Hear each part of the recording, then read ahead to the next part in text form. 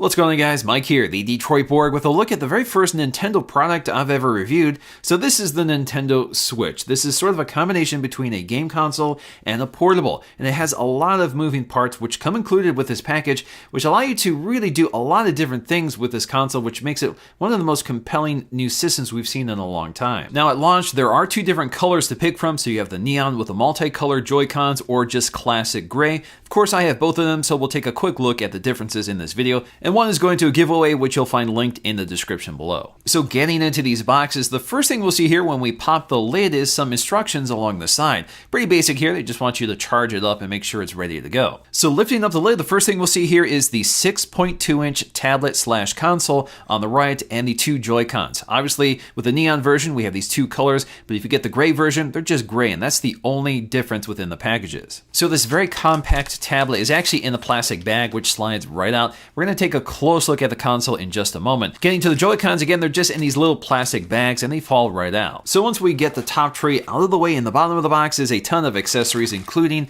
an HDMI cable, which is great, so you can connect this to your TV right away.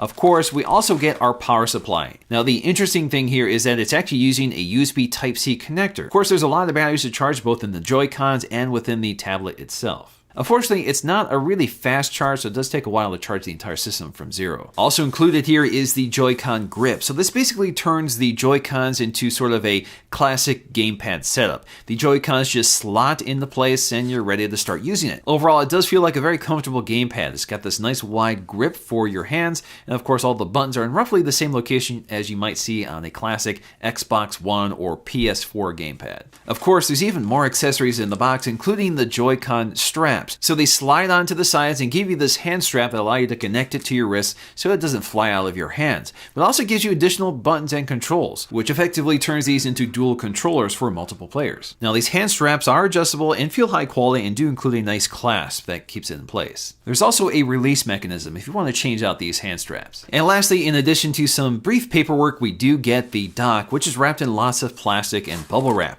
So the dock itself is very simple. It's mostly plastic and it's very lightweight and compact. Now, if you look closely at the inside, you'll find the USB Type-C connector surrounded by a bunch of guides that help to slot the tablet into place. So all of this helps you to line up the console when you're connecting it. Now, hidden behind a door is our cable management and all the connectors. So we'll find our AC adapter, USB, and HDMI output. But also on the outside, more easily accessible, are USB Type-A connectors for connecting other accessories. So really what makes the system so unique is the Joy-Con controller design. So these are removable and independent controllers, which mount either to the sides of the tablet or to other accessories, or can be used independently. So this really gives you three genres of gaming types, from the handheld portable to the standard gamepad to the Wii style remote controller that uses motion capture and sensing. So each one has their own internal battery and radios. We also have a vibration motor. There are a few features within the right Joy-Con that the left doesn't have, such as an NFC reader, so you can transfer information from Amiibo toys to the Joy-Con controller,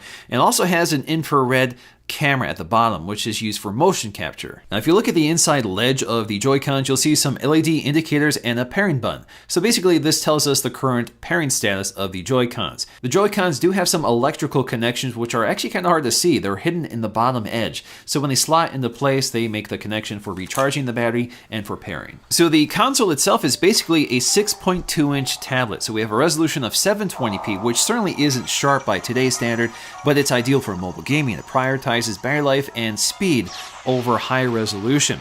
And the display does look great. It's an LCD IPS panel, so we have good off-axis viewing. It is very bright and colorful with good contrast. Now, it shouldn't come as any surprise here that the display is actually covered in plastic rather than glass. Of course, with a mobile gaming system that's used by family members, you don't want this to shatter when it's dropped, so this makes it a little more durable.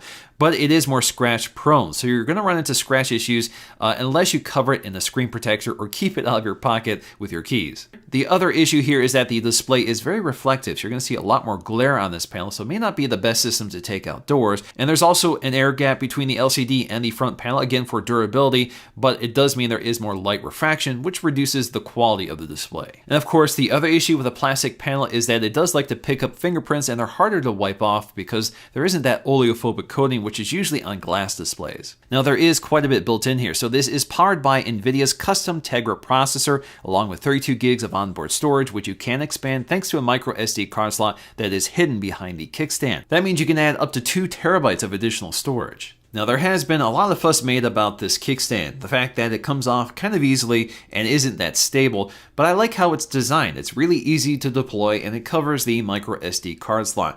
But I think over time, a lot of people are going to lose this because it's pretty easy to snap off. Along the left and right edges, you'll find those metal rails for connecting the Joy-Cons, and it does look quite well built. So there's a lot of metal, a lot of screws going on here. So it looks like it should stand the test of time and disconnecting and reconnecting these often. There's also our USB port toward the bottom, so you do not need the dock to recharge this. You can connect the USB cable directly. Along the top edge, we'll find a very flush power button and volume button. So they're not easy to trigger accidentally, but they are conveniently placed. Also toward the top, we'll find a game card slot. Now, these game cartridges come in these very large containers for their size. They're roughly the size of a SD card, a full-size SD card, but they are thicker. And of course, they slot into the game card slot on the console. And the great thing here is that you don't have to waste space on the internal storage, and you can easily take this card to other devices without having to re-download the entire game. Now, this tablet does have a built-in fan for cooling, but it seems to only run when it's connected to a TV running 1080p resolution. So the native 720p doesn't seem to spin up the fans like it does when you're connected to a TV. The fan is otherwise very quiet and certainly isn't intrusive. We also get a set of front-facing stereo speakers, which are etched in the bezel on the front panel, which also exhaust toward the back, which delivers a much more immersive and fuller sound, and definitely is very effective. It's a really good sounding system. When it comes to battery life, of course, it will vary depending on the game you're playing. So you should see about 2.5 hours to 6 hours of game time, depending on the graphics requirements of that game. So with Zelda, I was getting about 3 hours of playtime, which isn't too bad. Now, we have a fairly modest battery in here. It's around 4,310 milliamp hours. That's not much bigger than a smartphone battery, which can hover around 3,500. So when it comes to using this with a TV, it really couldn't be any simpler. Once the dock is connected to your TV, all you have to do is drop the console into the slot and it makes the connection automatically. And if the console is powered on, this will transfer whatever is on the small screen to the big screen instantaneously. It'll even power on the TV if you have that configured. So once that's docked, you can go ahead and remove the Joy-Cons and continue using the console from a distance right on your big 1080p TV. Of course, this also works in reverse. All you have to do is reconnect the Joy-Cons, remove the gamepad, and the game that was on your screen connects right back to the small screen. So nothing is interrupted. Now, to power this off or put it in sleep mode, all you have to do is hit the power button and it switches off everything. Of course, with a higher resolution display, gaming definitely looks much better versus the smaller 720p screen. But I did run into some performance issues when gaming on the big screen, so sometimes I'll see some hesitation and frame dropping, but for the most part, it's not a big concern at this point. There may be software updates that improve this over time, and the Joy-Cons work fantastically. And overall graphics do look great on the big screen, but they won't challenge something like the PS4 or the Xbox. So just to walk you through the device, one of the great things here is the Joy-Cons, and when they connect, you'll see that little animation here that corresponds with the color of the Joy-Con. So in this case, it's that neon red color, and again, I can use that button along the back to release it and slide it back into place. You get that little sound effect. Now, you just want to make sure that it clicks in all the way. There's that little snapping sound that doesn't necessarily correlate to the device sound. So you just want to make sure it's fully engaged. Now, when it comes to unlocking this device, first you have to press the power button to wake it up, and then you have to hit any one of these buttons 3 times. Some of them have actually unique sound effects, so let's go and take a listen to that.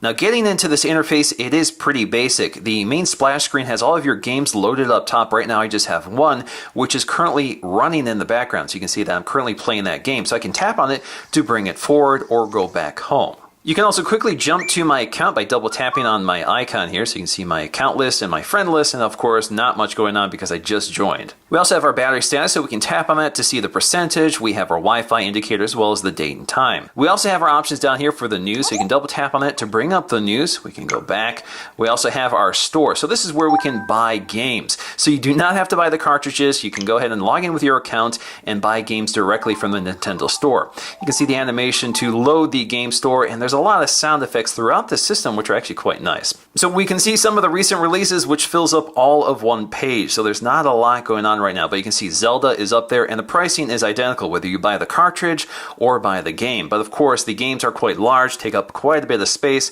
so you may want to buy the cartridge unless you want to buy an SD card to load them on your device. Now to purchase these, just tap on them, you can see the information, so you can swipe through some of the screen art or just proceed to purchase. We also have our album. This is for our screen grab, so you can double tap to bring that forward. Now to take a screen grab, I'm going to go back to the game here, just tap on the game, and we have a little button dedicated to that. So we take a screen grab, we can go back home and see that right here. So you can see everything is really fast through the system. So what exactly can you do with these images? Well, if I bring one up, I do have some editing options, so I can add text, or I can copy this image, or just delete it, but then I can go ahead and post it, and I can share this using my Nintendo account. I can share it with Twitter or Facebook. All I have to do is log into those accounts once they come up. We also have our controller. So this is where we can see the battery status for each Joy-Con, including the console, and then we can change the grip order. So if you want to rearrange these, so you have the options for the Joy-Cons in the vertical or horizontal orientation, as well as the Pro controller. We can also pair new controllers, and there's several options to do this, so you can of course just dock them to the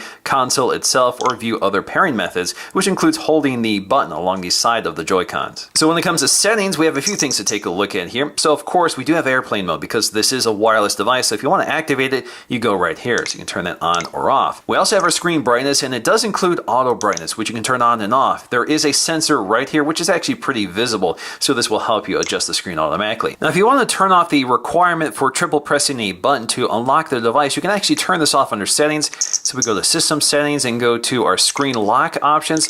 Select on or off depending on your preference. We also have our parental controls. We have our internet settings, so we can see our connection status as well as our MAC address. In terms of data management, you can see how much free space we have left on the device, and we can also manage the software. So if we want to uninstall games, you can go here to do so. Under users, we can add additional users, so you can have multiple users on this device, which is fantastic. We can also load our Mii account, so we can build characters or add existing ones, and then we can also transfer our Amiibo information.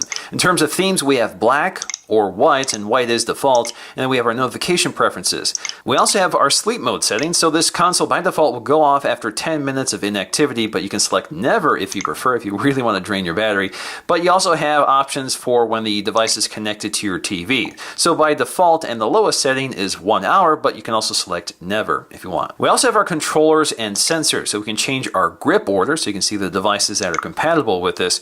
We can also turn off controller vibration, which will help with battery life, but I prefer to keep that on. We also have calibration, so you can calibrate your devices as well. In terms of TV settings, you can change the TV resolution from 480p to 720p to 1080p, so you have a few options here, but I just leave it on automatic. The RGB range can also vary from automatic to full range to limited range. You can adjust the screen size, and you'll have to use your TV to calibrate that. We also have screen burn-in reduction, so this basically dims the TV to prevent any damage to the TV when the game is left in pause for an extended period of time. We can also match the TV's power state, so if the TV is compatible with this, it will automatically turn on when the console turns on and turn off when the console turns off. And then we have our TV sound options, so we can go with surround sound, stereo, or mono. Under system, this is where we have a few options you may want to know about. One of them is console battery. So if you want to see the percentage of the battery on your home screen, all you have to do is click it on. It's off by default, and then you'll see that up here, so you don't have to tap that anymore. Now if you tap and hold the home key, no matter where you are in the system, this brings up your battery status, the date and time, as well as your brightness controllers. So if you're within the game, just tap and hold here.